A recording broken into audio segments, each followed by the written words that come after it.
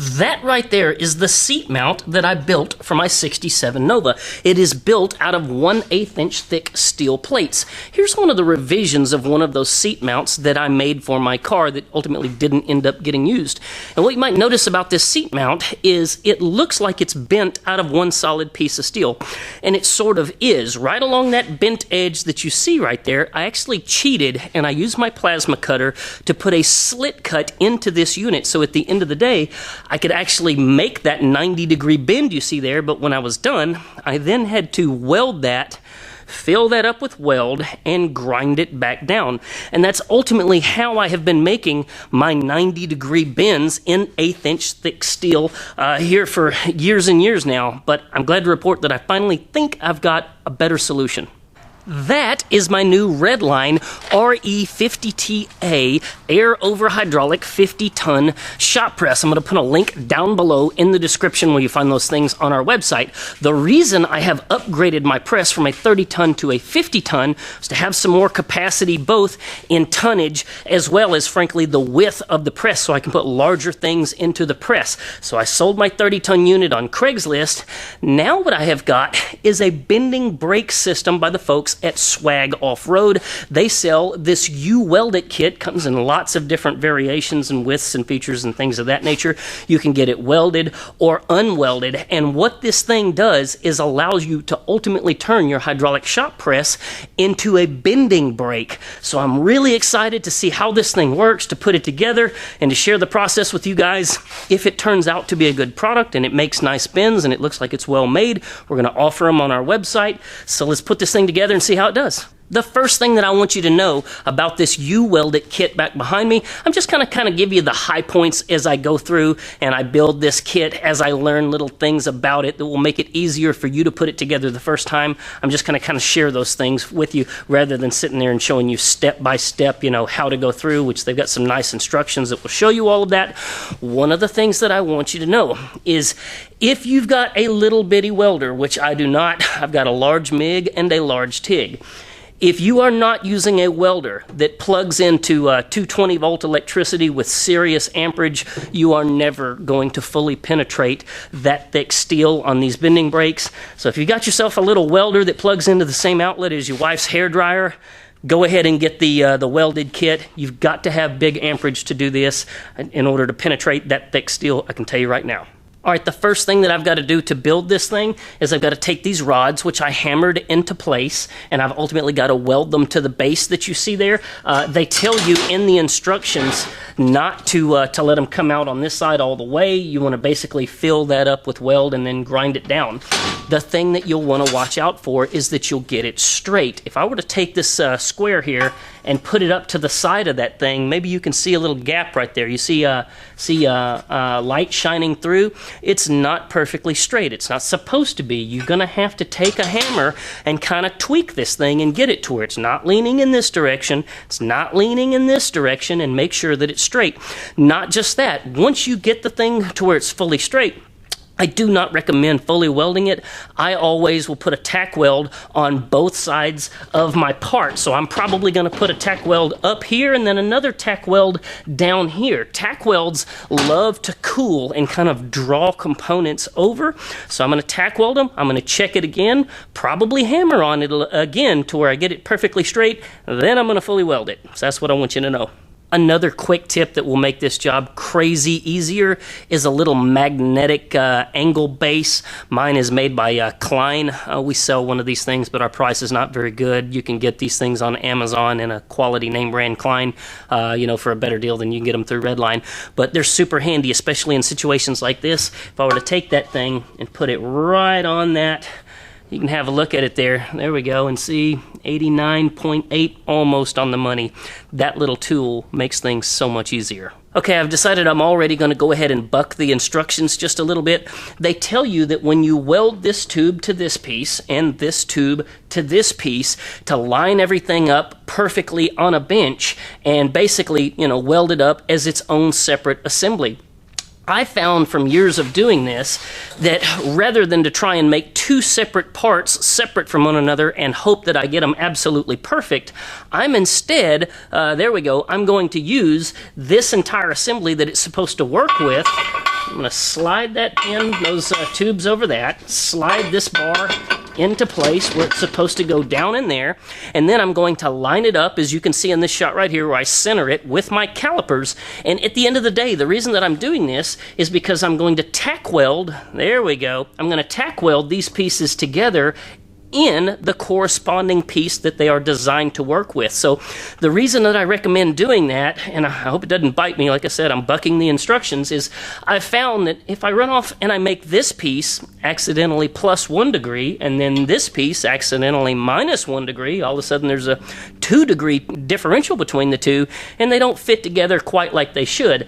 I found that if you'll make parts together, you know, at least in that situation, they'll work better together because they're both the same amount of wrong. So, silly little thing that I've learned to do over the years, and that's how I'm going to do it, welding these things together. So I'm going to tack those up now. All right, so I've got everything tacked together, and if everything is straight and it's exactly the same from one piece to the other, it should all, you know, move nice and easy. So let's see here. If I just press with one finger, there we go. Next up, they tell you in the instructions to take these little carriage bolts and to insert those things right in here and then weld that carriage bolt on the back side. You'll notice that I've got their little wing nut already installed right there. They don't tell you to do that in the instructions, but I've found from years of fabricating experience, if you'll go ahead and put that bolt over there you go, on the back side, put the nut on the back side, it will hold the bolt in place for you. And then, of course, you're going to need to fully weld that in place, because once you take the other half of your die and you weld that thing in place, you've completely covered up the carriage bolts and you can't get to them anymore. Okay, so here we go again with our little digital angle gauge here. Man, these things are so handy. So the bottom die of this thing is really nothing more than a piece of 1/4-inch angle iron, and it sits into the frame just like you see right there. Okay, kind of pull it up a little bit. There we go. Sits into the frame like that. There you go. You can see it now. So I'm just going to take another piece of steel that I'm confident is nice and straight that came with the kit, set my die right there, and you can see we're at 2.4 degrees, and then start just kind of adjusting it. There we go, little by little, until I finally get it straight. You get the idea. Look, there we go right there. I just hit it just about on the money, 0.2, 0.3 degrees, and then I'm going to put tacks at all of the corners, you know, check it again, and then get it welded up. Next up, we weld this little collar to the top of the unit. Make sure to get it centered, perfectly centered. You do not want to weld it if you get the finger brake model to this piece here. You want to weld it to this piece here. And lastly, make sure that you get that little set screw pointed out this way. You don't want it pointed to the side. That'll just make it more difficult to use. Next up was bolting on this stop arm right here. And so basically what you've got is this piece right here that is going to secure to this with a couple of carriage bolts and you know, wing nuts again.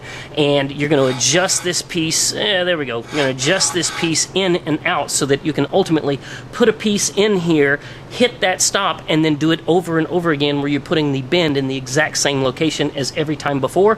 I found that the easiest way to get the height of this thing adjusted so that it was perfectly level with the top of the die was just to take this piece that comes with it, lay it right across here just like that, clamp it in place with a C-clamp, and then tighten the nuts down right there, you know, so that everything is nice and vertically aligned. Also, the instructions don't tell you to do this, but I put a couple of tack welds there on my carriage bolts so they couldn't fall out.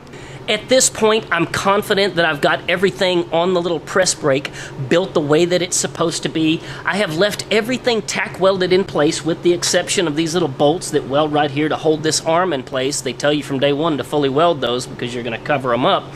So I've got everything else tack welded together. The reason I've left it 100% tack welded together was so that I had the ability to have some sort of accidental epiphany and go back and change things without it being a nightmare.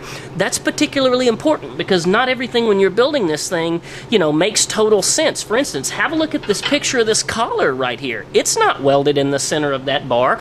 If you have a look at these tubes right here, look at that picture there. They're not welded in the center either. So it's one of those cases where, you know, it just makes sense to put everything fully together, make sure it works right, which I have confidence, and then now I'll go ahead and fully weld it. All right, well, full disclosure, I did something incredibly stupid. I started putting that weld in right there without fully tacking everything else so that it couldn't contort. Remember how earlier in this video I said that if you weld something, it likes to cool, contract, and pull things inward?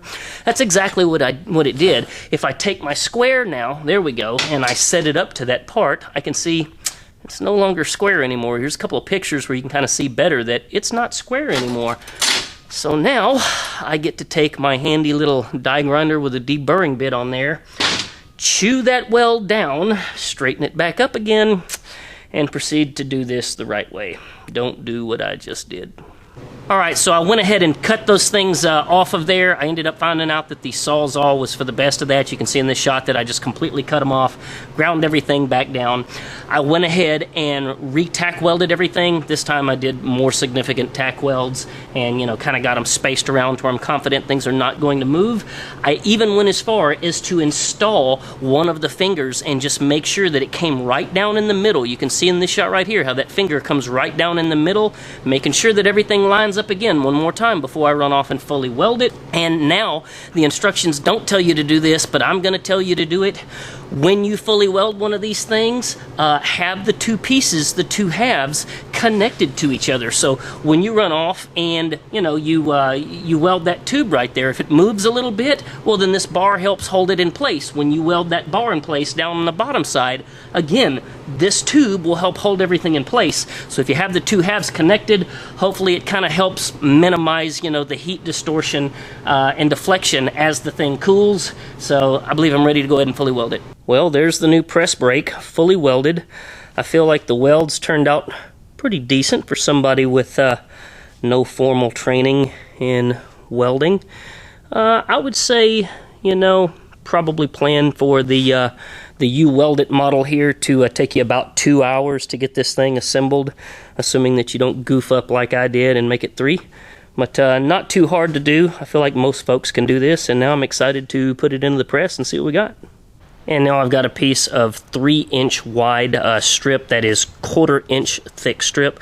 Their instructions tell you that you can bend as much as 5/8 inch thick, 3 inches wide, and then of course as the thickness comes down, you can bend wider and wider pieces. And so I'll go ahead and show you the bend. Let's step on the pedal and get it done.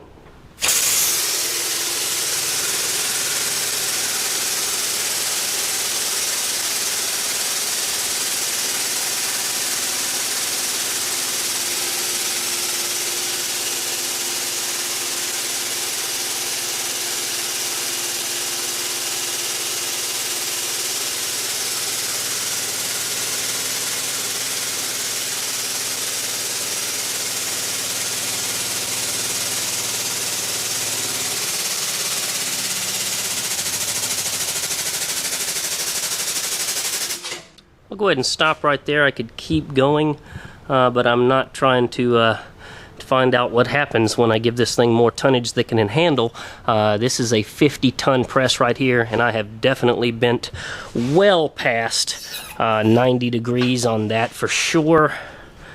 And I'm also going to add some grease to these posts right here after I powder coat this thing so that everything moves up, nice and easy. Right now, as it's going up, you'll notice that the ram disconnects from it, and now I kind of have to help push the piece up, and there we go. We just put a bend in 1/4 inch thick material. Pretty awesome. Alright, there we go. I am really happy with my new little press brake. Definitely going to be adding these things to the website, and since I just want it to look cool, I'm going to go ahead and put it into my blast cabinet and blast it down, get the metal cleaned up and pitted real good, and then I'm going to shoot it in some black and red powder with my Eastwood gun. I'm going to go ahead and bake it after that. I've got a oven from the folks at BuiltAmericanEquipment.com. They work with me here on my channel, and I'm really appreciative of those guys. So I'm going to powder coat this thing, and I'll show it to you how it looks here in just a minute. All right, there is the finished product, completely powder coated. I am really happy with how it turned out. It just looks fantastic, works good. I will tell you that they tell you in the instructions that if you want a sharper bend than, for instance, what I got out of that thick 1/4 inch right there, you can do as they say in the instructions and start stacking large to smaller sized angle iron down here inside this channel, and as a result, it will give you sharper bends. That's definitely something I intend to investigate in the future and try it out. All right, everybody, that has been my new swag off-road bending brake. I'm going to put a link down below to that thing on our website. I'll put links to everything else you saw in this video. The shop press, the media blast cabinet. I'll even put a link in there to the Eastwood gun. They're not a sponsor of my channel, but man, I sure wish they were. Matter of fact, I'll also put a link down below to this little Klein angle gauge right here.